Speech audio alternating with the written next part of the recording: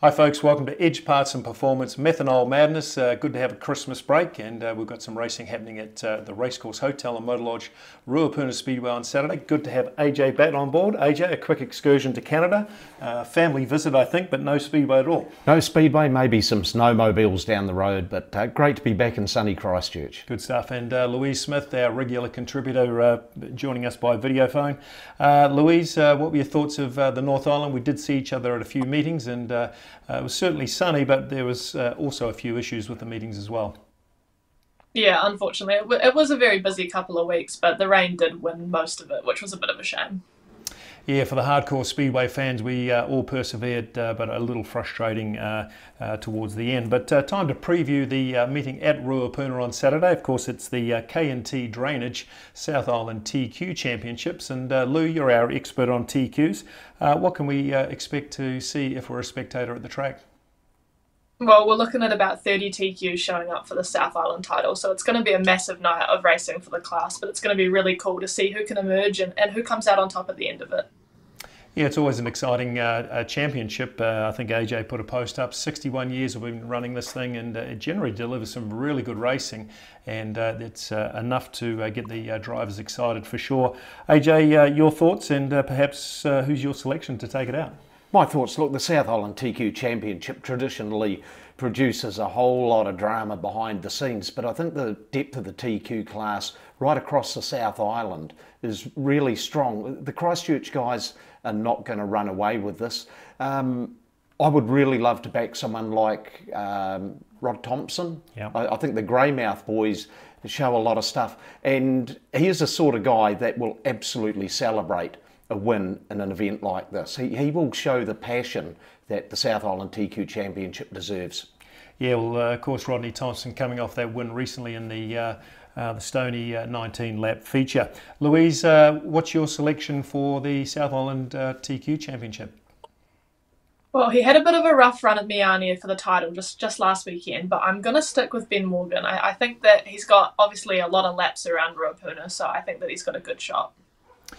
Yeah, well, for me, it's Ben Finlay, our Rookie of the Year last year, and certainly he's been putting in some great laps. He's slightly inconsistent if he gets a rough track, but if he gets a track that's half worth racing on, he's certainly got my selection. While we've got you guys here, we might just talk about the New Zealand TQ title, which was pretty surprising on a number of fronts. A pretty rough track there, AJ, and we didn't really have that much representation from the Christchurch guys.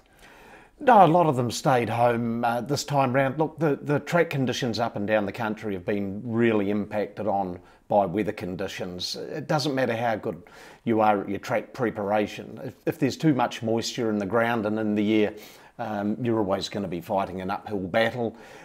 Jeremy Webb, probably somewhat unlucky not to take out another championship, but I think what this one showed is that the field nationally is a bit like the South Island, really, really close, and it doesn't take much between being a hero and being a zero. Louise, you would have followed this closely, probably on a live stream, I would imagine, or did you actually get to the meeting, and what were your thoughts of it? We were watching via live stream, which was good enough, I suppose. It would have been really cool to be there, but it was interesting. I think that there was a lot of cars, almost 44 of them registered for the weekend, so it was always bound to kind of be a little bit intense, especially in competition. But there's so many fast guys, especially in the North Island. Yeah, what it reminds me of is that if you're a speedway racer, there's a very high chance that you're going to crash out in a New Zealand title because the racing's so intense, and if you just mix that in with some, let's say average track conditions, you've got a high possibility of coming home with a fair bit of damage. Just for the record, Aaron Humble took out the TQ Championship, followed by Caden Barker and Terence Darryll. Don't know too much about Terence, but he'd be very pleased to put a number on his car, and it's a big congratulations to those three guys. AJ, on Saturday night we've got the sprint cars returning. It's the Dalton's Sprint Car Summer Slam. Tell us what we can expect there. Well, it's an all-star cast, isn't it? You know, here we are, it's sort of leading into it's like the month of money, isn't it? You know, next weekend is the Sprint Car Grand Prix at Cromwell, the weekend after the Access Man Nationals at Ruapuna. But coming down here to get in some early laps, we've got 4 national championship winners from the past. Yeah, we've got Jonathan Allard coming down, Rodney Wood, there's Dean Brindle, and there's Jamie Larson. You know, what an all-star cast. And then you start throwing in Joel Myers. You've got Stephen Taylor going to be here, Connor Rangi, the Duffs. You know, like, this is going to be really good. Plus the boys from down south, and the likes of Jacob McIntyre. That kid has so impressed me. He's sitting second in the War of the Wings points, and let's not write those boys off from down south. It's going to be one of those race events where the guys can really start sort of doing the litmus test. And, you know, Adam Evans, who we really haven't seen here at Ruapuna, is one kid I'm really looking forward to. Yeah, look, I think there's talent all across the field in the sprint cars at the moment, and certainly leading up to the New Zealand title on the 4th and 5th of February. It's like a pre-season match for these guys, but there's a fair degree of seriousness with it, and certainly a few reputations that want to cement their place as being some of the favoured runners. Joel Myers Jr., the 16-year-old, and we watched him win at Greenstone Park just recently, AJ. He was very impressive. But it's going to be a different kettle of fish with these North Islanders coming down. They were certainly doing some really fast laps when I was up in the North Island this year. Yeah, it will be a big test. It'll be a bit of a step up too. You've got to look, the South Island guys really haven't been getting a hell of a lot of seat time lately. But I think what Joel Myers brings to the table, you know, he's a young kid, and he showed us the other day that he will let the other guys put pressure on themselves, but he is ready to capitalise on it. That car has got some serious wick about it, like it goes. And it's nothing really, really special. It's just a really good car. And a bit like when Buddy Kofoid drove for Daniel Anderson, a good car with a really good driver, but drivers who know how to adapt to tracks quickly, they know how to adapt to traffic quickly, and they size up opportunities very, very quickly, and they seize them. Yeah, it's a real intriguing battle this Saturday with the North Islanders and with of course, Joel Myers Jr. For those that didn't get to Greenstone Park, Joel Myers Jr. put a Stephen Taylor move on Stephen Taylor, which was pretty interesting on the first couple of laps in the feature race, which we'll just show here. Louise, you were at Greenstone Park as well. Pretty good racing all round, despite the meeting going a little long. What were some of the highlights in the sprint cars for you? I think it was pretty action-packed, and if that's kind of what we're looking for the next couple of weeks with all these massive sprint car meetings, I think it's going to be really exciting. But obviously Joel's a standout for everyone. You can't go wrong picking him. Okay, time for Crash of the Week, brought to us by KH Fabrication, and this week's crash comes from the Miani TQ Champs, and a very spectacular crash there. AJ, what'd you make of it? Yeah, it's a byproduct of the championship race. You know, it's the big final. If you start near the back of the field, you've got to pin your ears back and absolutely go for it. I think this one, 3 guys scrapping over a very small bit of speedway track. Yeah, of course, that's Dylan Forsey, Troy Pennington and Dylan Cook, all taking a spectacular ride, all racing on the edge of disaster because of the championship. And we get a unique view here from Dylan Cook's car. And Lou, we can see closely what's happening here, and man, that car gets some height, doesn't it? Unfortunately, yeah, it does. It's probably the highest I've ever seen a speedway car go, but very unfortunate luck for all 3 drivers. You know, they're all young, they were all doing well, making the A, which was very impressive out of such a massive field. So it was just a shame that they all kind of ended the weekend the way that they did. Yeah, if we take another look here, just a slow motion replay, we can see what's actually happening here. Troy Pennington thinks he's really cleared Dylan Cook going down the straight, so we'll just let the video catch up. And it's a frightening moment for both drivers because Dylan Cook's really got nowhere to go, and Troy Pennington thinks he's clear and he's really setting up for his next corner entry. Dylan Forsey, who we can't see, gets caught up on the inside here, and we've seen that angle from before, where 3 of those cars go for a spectacular ride. And yeah, it was a serious moment for Dylan Forsey. He ended up with some very serious injuries there, and I can't imagine that we'll see Dylan racing this year. A real blow for the very professional 57A team of Dylan Forsey, and we wish him good luck and hope he gets a speedy recovery. Okay, time to move on to the Pro Ben review, and we thought we might take a look at the North Island racing. There's a fair bit going on over Christmas time. Louise, we caught up with each other at a few meetings, and certainly the International Midgets was pretty spectacular. What did you make of the International Series?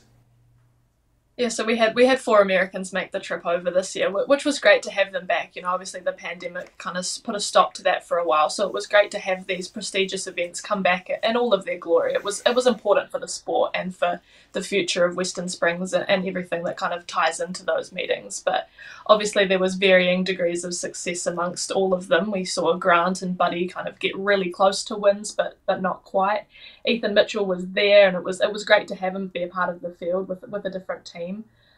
Taylor Reimer had the most bad luck, I think that's safe to say, with blowing a motor on Boxing Night and then crashing the next night at Bay Park, and then involved in another incident on the Pickens 54 event. Really kind of put a damper on her trip away, but I think that they made the most of it regardless. It was just unfortunate that the rain meant she didn't get a chance to redeem herself.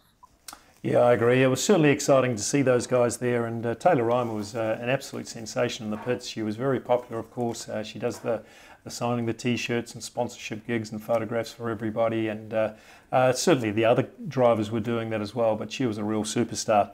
As you say, very unlucky with the way her car played out. I mean, she couldn't do much about a blown motor. I think it happened on warm-up in the first night, so very difficult. And I think she lost a little bit of confidence towards the end, but looking at her in the Chili Bowl recently, she's really got it all back.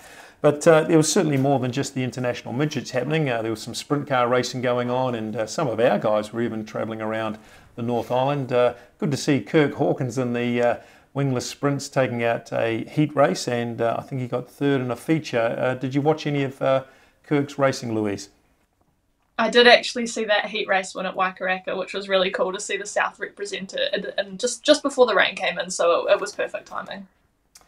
Yeah, and generally speaking, the racing was very good, although there was some big delays in some of the shows being put on, and we might talk about that a wee bit later on. We certainly know when the internationals are here, it really brings the crowds out, 10 to 12,000 at Western Springs, and certainly my first experience at Bay Park was unbelievably good. We had that massive race between Buddy Coforth and Michael Pickens, and if you were watching it on the stream, which a lot of people were, it was exciting there. But if you were right beside the track, oh my God, we thought these guys were just going to take each other out, and that was a real highlight for me. Lou, how about you?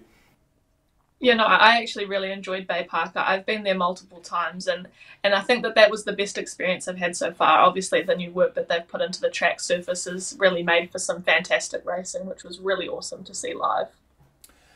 From our local drivers, even though Jeremy Webb is registered in Auckland, he did take out the Pickens 54. That was somewhat of a controversial race. The track was terrible. We should just say that.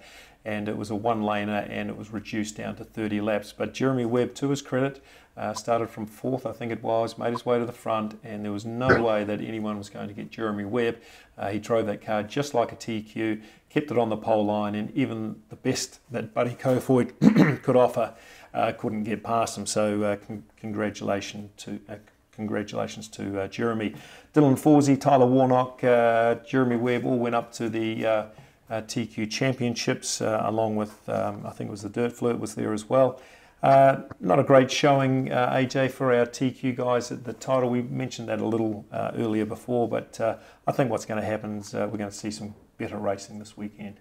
Yeah, I think so. And, the weather down here has been a lot more settled than up north. We haven't been getting that large amount of rain. So, yeah, I'm looking forward to a very even playing field. Yeah, and just the last thing I wanted to mention in the sprint cars, some real standout performances. Jonathan Allard, Rodney Wood, who's coming down to our track this Saturday, and Jamie McDonald's taken out 2 feature races now. So a late start for Jamie. He's one of the better competitors we know, and he always comes down to Ruapuna, and it's great to see him hitting a purple patch of form right now. Okay, folks, after the break, we'll have AJ's Soapbox. XXX chassis are now in stock at Edge Parts and Performance. These outstanding sprint car chassis are winners with the World of Outlaws, proven in Pennsylvania, and raced on the bull rings of New Zealand. Edge Parts and Performance, proud stockists of racer-inspired, race-proven XXX chassis and race components.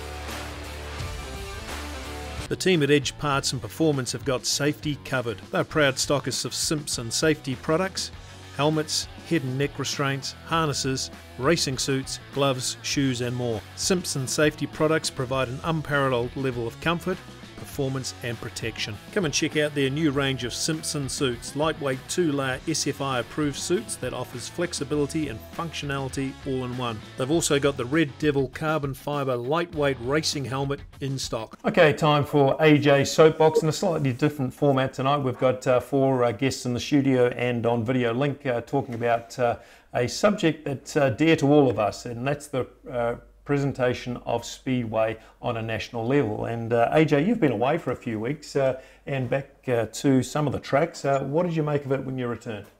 Well, I think what a wee bit of a break did for me was, you come back and you start realising that there's some inherent issues going on within Speedway. Look, there is so many really good things. It is such an exciting, absorbing sport.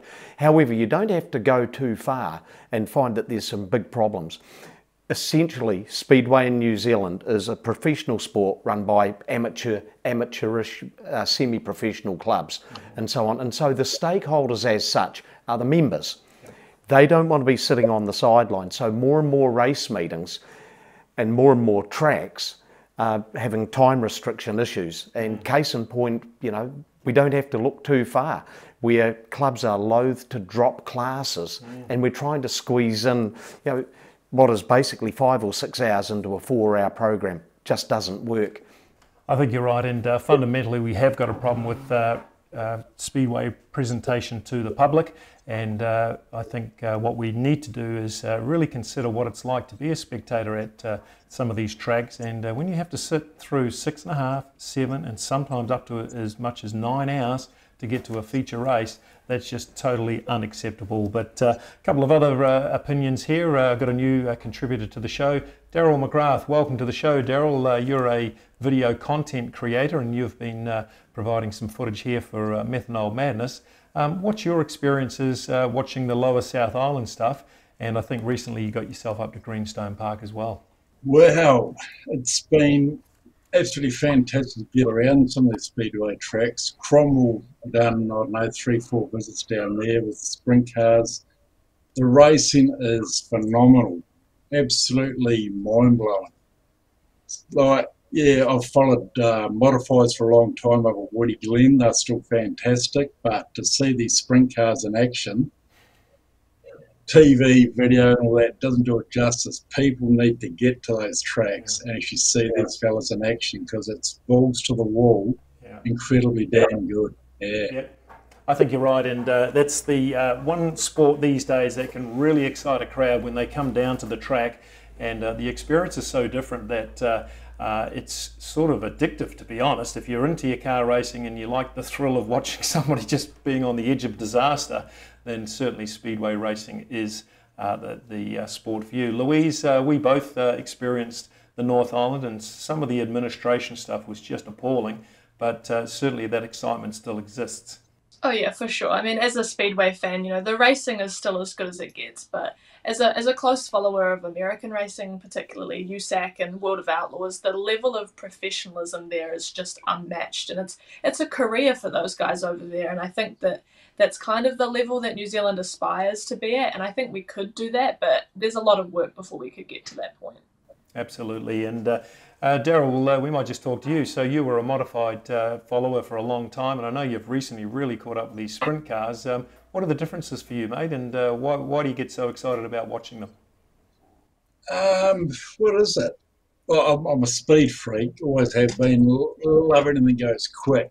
They're both very similar, just the big difference is the horsepower difference. So the modifieds are damn good, but by God, when you see these sprint cars in action, well, you got 300 odd horsepower more power. It's phenomenal, and the racing, both classes are damn good, very, very close to each other, but I'm just gobsmacked at the speed these sprint cars can crank around those tracks at. Yeah, and exactly. It's phenomenal. Well, I think we can all agree that Speedway racing generally is very exciting. For me, I think what the sport is doing is letting itself down when it comes to running shows and not really thinking about what the experience is like for the public. And I know Ruapuna's made some serious efforts to try and get their shows well under 3.5 hours, and some of our guys are very frustrated if it runs beyond that. Having said that, we still ran half an hour overtime on our last meeting, so we accept that there are some actions that we cannot control, and things like weather and having to prepare tracks is a reality of racing these days, AJ, and it's a very hard balance to get right, isn't it? It is a very hard thing to balance, and like the entertainment market these days is absolutely saturated. When I started going to Speedway back in the 60s, it was the night trots, a dance, or Speedway. Yeah. And that gave Speedway its foothold. But now, you know, you're up against so many other options, and if it's a cold easterly, I don't know, if I was a fringe follower, I don't know whether I'd go to a lot of meetings simply because of the weather. Yep. But, you know, some tracks, and Ruapuna is one of them, is putting in such a big effort for the entertainment package. You know, it's got the spit and the polish. Yeah, we do have the odd problem and so on. We acknowledge it. We try to move on from that.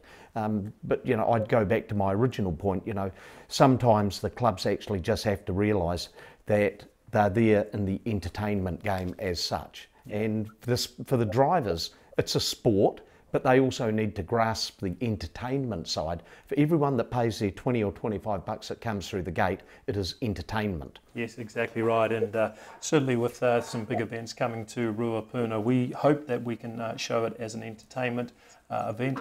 Even though there is a serious aspect, which is the New Zealand title coming up for the sprint cars. But by and large, that just generally generates excitement anyway.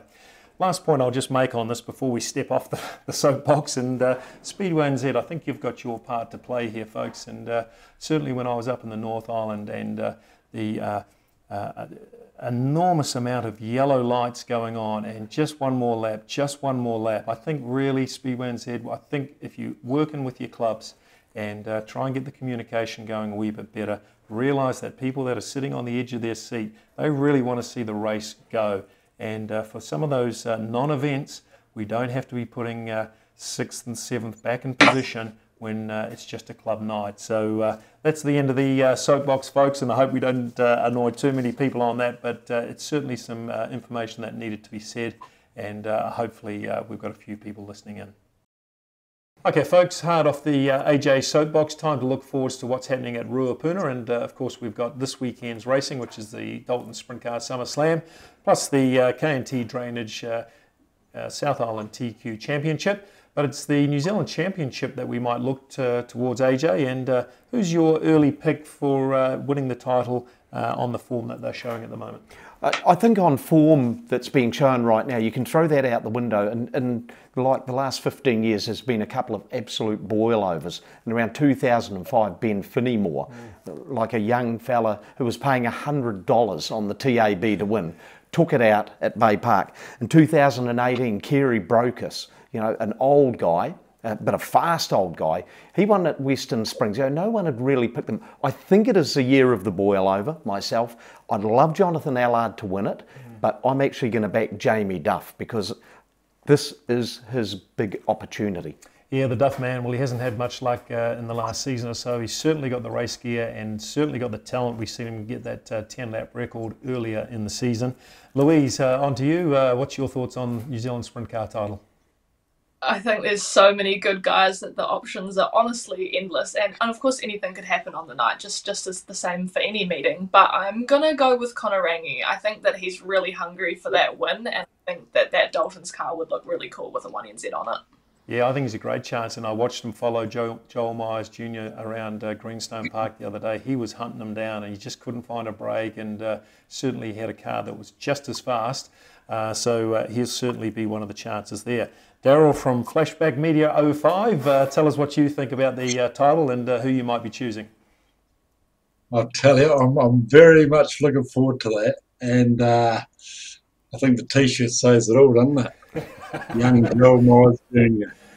Yeah, well, he's definitely easy to choose as a favourite, and I think what's going to happen this weekend is we're going to see him tested against four ex-All Blacks, but four ex-New Zealand champions, and this will be a real test. But for me, I'm going to go outside of the South Island, even though it's our own home track, and I was watching Rodney Wood getting himself around Bay Park, and I tell you what, man, that guy can just hold his foot flat with a good right rear setup. That car is so hooked up, and I haven't seen a guy go faster around there. We're forgetting Michael Pickens. We've talked about Jonathan Allard. We've talked about Larson and a few other names. It is going to be incredibly difficult to pick the winner of the New Zealand Sprint Car title. But if you want to see who really wins it, you need to get your backside, trackside, as a good mate of mine talks about, and watch that New Zealand Sprint Car title happening on the 4th and 5th of February, sponsored by Access Man.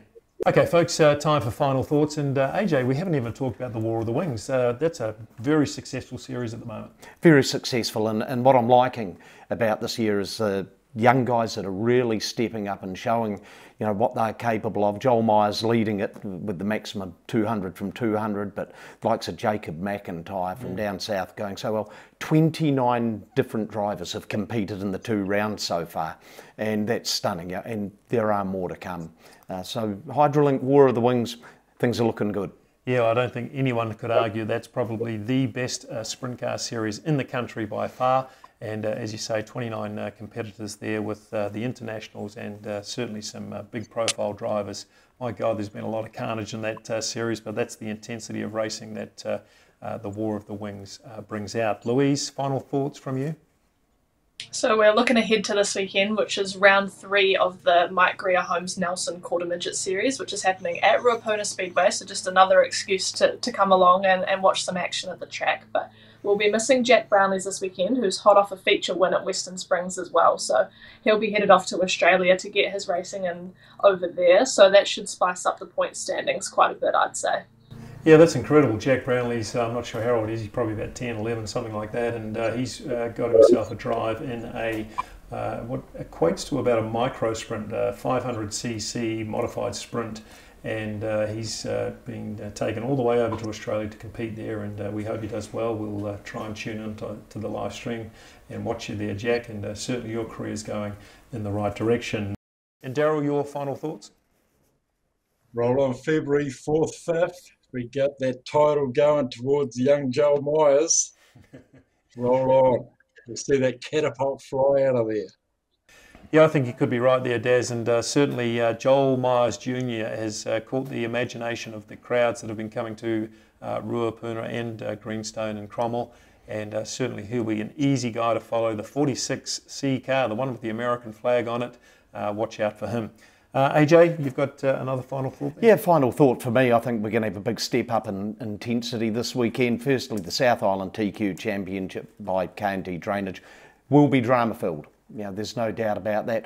But I think this is the time that the sprint car guys are really going to sort of try and serve up what they've got their plans for the Nationals. And, the likes of Rodney Wood and Allard and Larson and Dean Brindle, they're pretty cunning. They're not coming down here for a holiday. Well, if you can't tell it already, we're pretty excited about all these sprint car drivers coming down to Ruapuna. It's going to be a fantastic night. You need to get yourself trackside. And until then, keep your foot up it.